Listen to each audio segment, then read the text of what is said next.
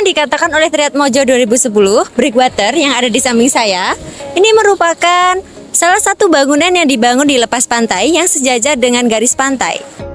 Nah, jika dilihat dari fungsi dari pembangunan breakwater ini, fungsi dari breakwater yaitu untuk mengurangi adanya gelombang air laut yang masuk sebelum memasuki area pantai atau area-area tertentu, sehingga memberikan perlindungan terhadap kawasan pelabuhan, pesisir, dan infrastruktur lainnya.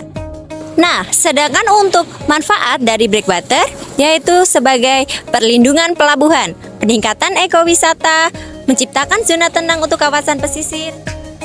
Breakwater di pesisir Tambarrejo adalah salah satu kunci utama untuk melindungi kawasan pesisir dari gelombang besar.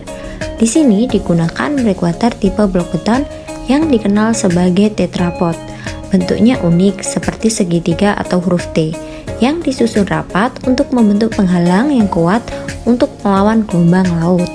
Nah, buat kamu yang sering main ke sini, mungkin kamu sudah melihat ada penambahan di bagian breakwaternya. Pada tahun 2019 hingga 2021, terdapat proyek pengembangan yang menambahkan panjang breakwater ini. Penambahannya ada di ujung barat dan ujung timur dengan panjang masing-masing sekitar 50 meter. Ini merupakan langkah besar untuk memberikan perlindungan yang lebih optimal terhadap area pesisir di sekitar pantai Tambarrejo. Terdapat dua material breakwater di kawasan pesisir Tambarrejo.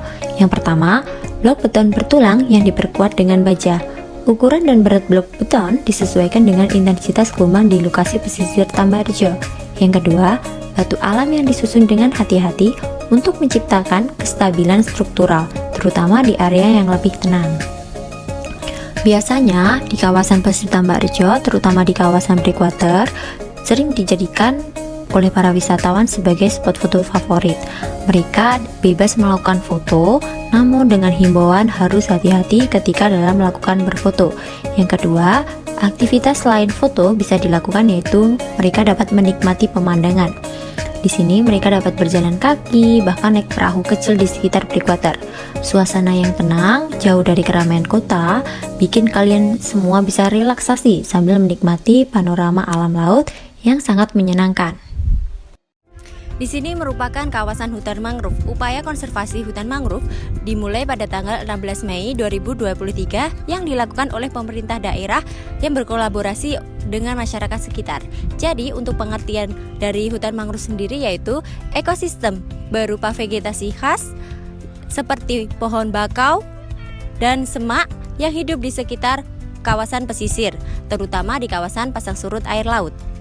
Terdapat 4 fungsi dari penanaman hutan mangrove. Yang pertama, menjaga keseimbangan ekosistem. Kedua, menjaga daerah pantai dari terjadinya abrasi. Yang ketiga, sebagai tempat pemijaan biota laut. Keempat, sebagai penyerap karbon. Yang hidup di kawasan hutan mangrove di sini adalah pohon bakau atau dalam bahasa Inggris dikenal sebagai Rhizophora sp. Ini merupakan akar napas yang memiliki akar panjang sehingga bisa menahan gelombang air laut atau bisa mencegah terjadinya abrasi di daerah pesisir Tambarrejo.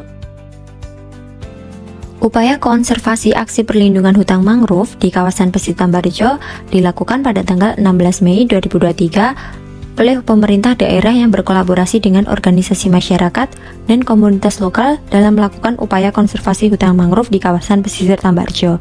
Dalam acara tersebut, Wakil Bupati Blitar yaitu Bapak Rahmat Santoso bersama jajaran Forum Koordinasi Pimpinan Daerah atau Forkopimda Kabupaten Blitar melakukan penanaman bibit mangrove. Kegiatan ini merupakan langkah nyata dalam melindungi lingkungan dan menjaga kelestarian ekosistem pesisir Tambarrejo.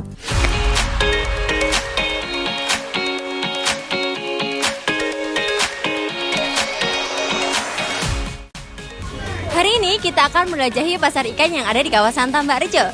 Di sini adalah pusat aktivitas nelayan dan masyarakat sekitar. Yuk ikuti saya, apa saja yang menarik di sini?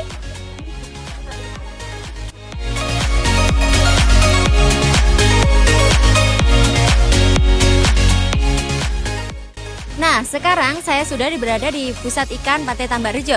Di sini kita semua bisa menemukan berbagai jenis ikan yang baru saja ditangkap nelayan pagi tadi hari. Nah, sekarang kita coba tanya-tanya kepada salah satu pedagang yang ada di sini. Mas, boleh tahu dengan siapa namanya? Mas Iqbal Ardianto. Mas Iqbal. Oke, Mas Iqbal.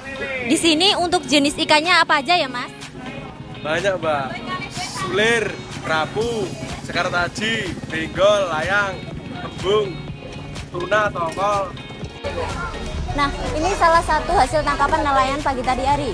Ini namanya adalah ikan sekar taji. Nah, untuk tips memilih ikan yang segar, yang pertama kita pastikan mata ikan harus jernih dan tidak keruh. Yang kedua, tekan tubuh ikan. Pastikan tubuh ikan tidak lembek dan harus kenyal. Yang ketiga, cium aromanya. Pastikan ikan yang segar memiliki bau yang tidak menyengat. Itu tadi tips cara memilih ikan. Pastikan kalian memilih ikan dengan yang segar ya.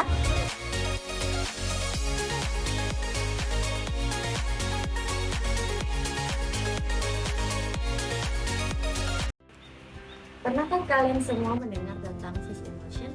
Fish emulsion merupakan pupuk yang bermanfaat untuk meningkatkan kesuburan tanaman dan pertumbuhan tanaman. Nah, di sini saya akan memperlihatkan bagaimana cara membuat pupuk emulsion. Yuk ikuti langkah-langkahnya. Siapkan E4 yang digunakan untuk mempercepat fermentasi sebanyak 50 ml. Kedua, siapkan mulase yang berasal dari sari tanaman tebu sebanyak 100 ml. Limbah ikan yang sudah di blender halus sebanyak 100 gram.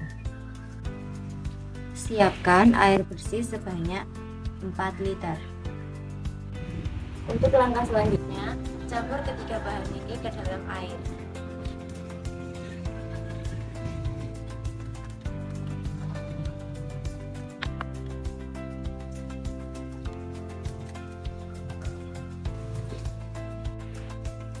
Aduk semua bahan sampai benar-benar merata. Setelah itu, tutup menggunakan penutup, diamkan selama 3 minggu sampai selesai masa fermentasi. Setelah 3 minggu, inilah hasilnya. Cairan ini penuh dengan nutrisi seperti nitrogen, fosfor, dan kalium yang sangat baik untuk tanaman. Untuk penggunaannya, campurkan fish emulsion yang telah kita buat tadi dengan air secukupnya. Lalu, campur air dengan fish emulsion, kemudian siram ke tanaman setiap 2 minggu sekali.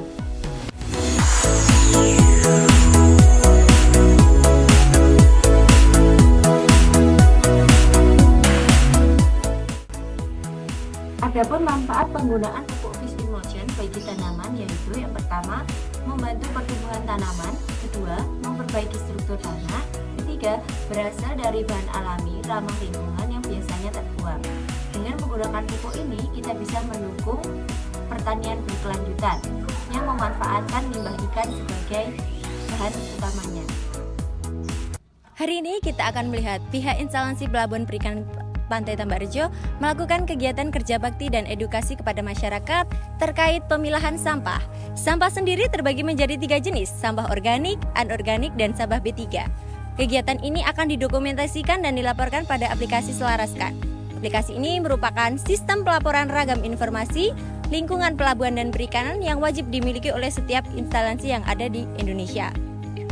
Untuk aplikasinya sendiri digunakan sebagai mendukung terciptanya indikator kerja utama nilai pengendalian lingkungan pelabuhan. Yuk kita simak bagaimana kerja bakti hari ini. Tambarrejo! Yes, yes, yes!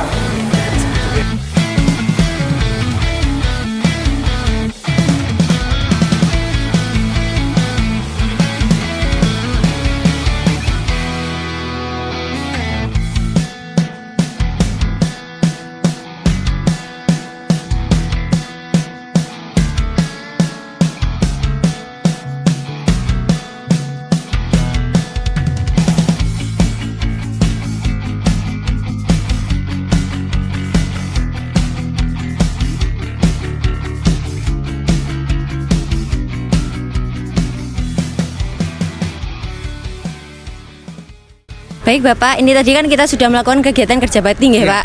Bagaimana manfaat dari pemilahan sampah ini tadi Pak, menurut panjenengan Pak? Kalau manfaat pemilahan sampah itu kita sangat terbantu ya. Kalau ini langsung dipilah itu kita sangat terbantu.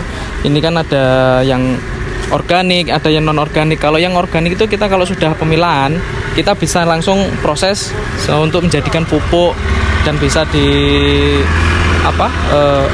lebur secara alami. Kalau kita pakai yang non organik, ya kita butuh nanti kita pilah lagi. Jadi nanti bagian-bagian mana yang bisa dimanfaatkan secara langsung atau melalui proses seperti itu. Manfaatnya kita sangat terbantu sekali kalau langsung dipilah kayak gini. Baik adik-adik, itu tadi manfaat dari pemilahan sampah yang sudah disampaikan oleh Bapak Fandi selaku Kepala IPP. Untuk selanjutnya kita beralih kepada Bapak Komandan terkait pelestarian lingkungan pesisir nggih, Pak. Bagaimana keamanan di lingkungan sini, Pak? Baik, sebelumnya terima kasih. Kami memperkenalkan diri dulu. Leda Laut Winarko yang kesehariannya menjabat sebagai Danpos Kamladu Tambarjo Blitar, yang mana kami terdiri dari TNI Angkatan Laut dan Satpol Airut, yang mana tugas pokok kami juga membantu dari segi keamanan dan tata tertib di IPP Tambarjo. Jadi kami tidak bosan-bosannya menghimbau baik kepada nelayan maupun pengunjung yang berada di IPP Tambarjo untuk tetap menjaga ketertiban, keamanan dan terutamanya kebersihan di lingkungan IPP Tambarjo di sini, biar selalu tampak rapi, bersih dan tertib. Itu yang kita sampaikan ke para pengunjung dan terutama pada nelayan-nelayan yang habis selesai bongkar hasil kerjanya harus tetap menjaga kebersihan dan ketertiban di IPP Tambarjo. Sekian, terima kasih. Baik adik-adik, kita sudah melihat bagaimana pihak IPPB melakukan kegiatan kerja bakti hari ini. Mari kita lihat bagaimana petugas yang lainnya untuk melakukan kegiatan dokumentasi dari kerja bakti melalui aplikasi Selaraskan. Yuk ikut saya. Misi Bapak. Iya, Pak. Ya, ini Pak, untuk kegiatannya Bapak lakukan ini Kita sudah mengakses aplikasi yang namanya Selaraskan. untuk manfaat dari aplikasi Selaraskan itu sendiri apa nih Pak? Untuk manfaatnya kita bisa menentukan kayak kedepannya kita itu harus bagaimana, dan untuk penataan tentang soal sampah lah, pengelolaan sampah kayak gimana gitu.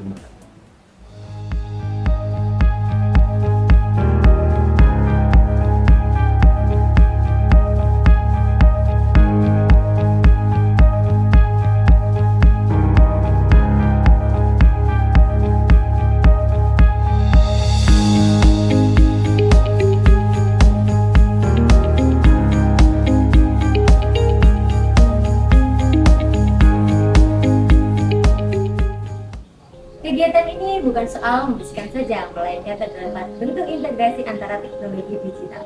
Teknologi digital yang diterapkan di wilayah ini melalui aplikasi Selaraskan.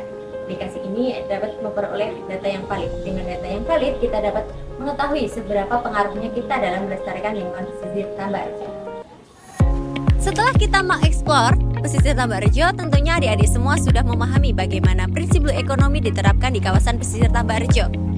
Adik-adik, laut merupakan cerminan dari perilaku kita. Jika kita merawatnya dengan penuh kasih, maka laut akan memberikan potensi sumber daya kelautan yang melimpah. Mari kita terapkan prinsip blue economy dan tujukan sikap peduli kita terhadap lingkungan pesisir. Perlu diingat ya adik-adik, bumi bukan merupakan warisan dari nenek moyang kita, melainkan titipan dari anak cucu kita.